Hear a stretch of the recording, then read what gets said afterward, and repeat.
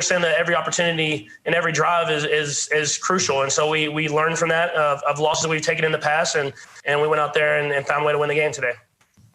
Next to Adam Teicher. Go ahead, Adam.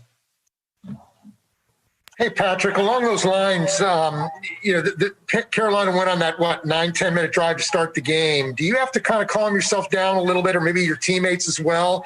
Hey, we don't have to make it all up in one play. You need to keep some patience that it's a long game. I think that just comes with experiences that we've had. We've been in these type of games before, and we haven't had as much success. And so I think guys were ready to go and knew how critical that first drive was to get a drive going, get our defense some time to rest up. And we did a good job of moving it down the field and getting 3 points on the board. And so it's something that you have to learn from your experiences and really just play the game no matter what the situation is. Let's go next to Pete Sweeney. Go ahead, Pete. We're on your side, bro. Of this before, but it was 30 targets today for Tyreek and Trav. Just how fortunate do you feel that these weapons landed in the situation with you and Andy and sort of all you guys together in it, together? You said 30, huh? God. It's they're two special players. They're both, they really understand the offense. They know how to get themselves open, and they're hard guys to cover one-on-one. And so whenever they're working like that, we're a hard offense to stop. And you see guys that when they get their number called too, they make plays as well. And so I think it's a combination of everything, of them being as skilled as they are, them being as smart as they are, and then other guys, whenever they get their number called, making plays as well. Let's go next to Vahe Gregorian. Go ahead, Vahe.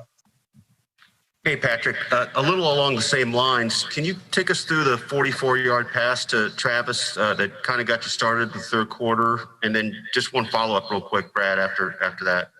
Yeah, I believe that was the one where he kind of ran like the out and up.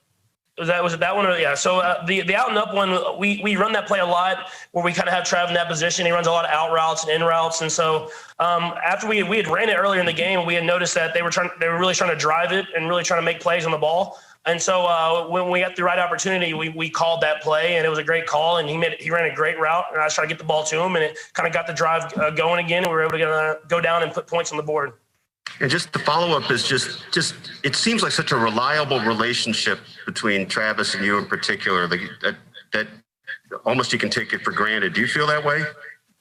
No, I mean, it's something that I will never take for granted. I mean, to come into this offense, and I'd never played with a tight end before, and then to get the best tight end in the league, I mean, it's special, and it's something that I always have a guy that I know where he's going to be at, and he's going to continue to work.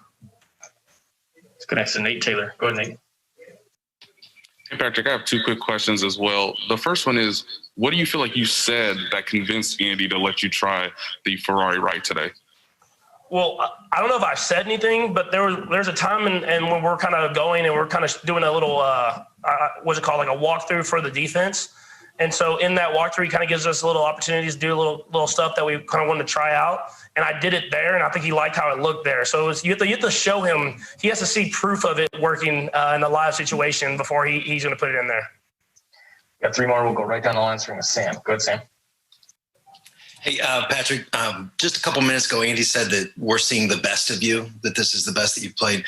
A lot of times that's spoken in the context of, like only one interception, right, this season. But I'm wondering if you think it's more than that. Like, are there big plays, positive plays that you're capable of making now that you weren't last year, 2 years ago? Or is it mostly sort of the bad plays are going down? I think I just understand the game more. I was saying it last year whenever I didn't have as many stats to kind of back it up. I guess you say I felt like I was playing better last year than I did the year before. And so this year, obviously, we're getting the touchdowns that we didn't have last year, I guess you would say. But I feel like every single year I'm more comfortable within the offense. I'm more comfortable reading defenses. And I understand where the ball's going to go even before the snap of the ball. Go next to Darren Smith. Go, Darren. Hey, Patrick, a couple quick questions, but the first one being, they're going to ask you about the game, but obviously with the bye week coming up, what's that look like for you? I know you all been playing, balling out these last few weeks, and after today's game, I know you're going to be looking to take a break. And so how does this bye week look for you? And then again, I have a quick follow-up. Yeah, the bye week for me is going to be I'll probably take a day off tomorrow, maybe come in and watch the film on the game today, and then I'll probably work out the next few days and then watch the Masters on the weekend. But I'll be pretty in tune. I mean, we got a pretty big one coming up after the bye week, so I'll be ready to go for that one for sure.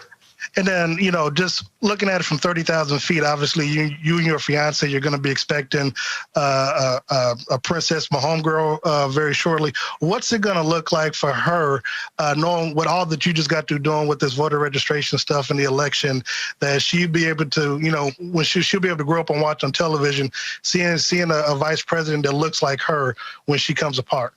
And do you all plan on visiting the White House in the near future when they get there? Well, I haven't heard what the White House thing's going to happen. I know we were kind of going through that this last offseason with the COVID situation, and hopefully we can get another championship and then have another opportunity to do that as well.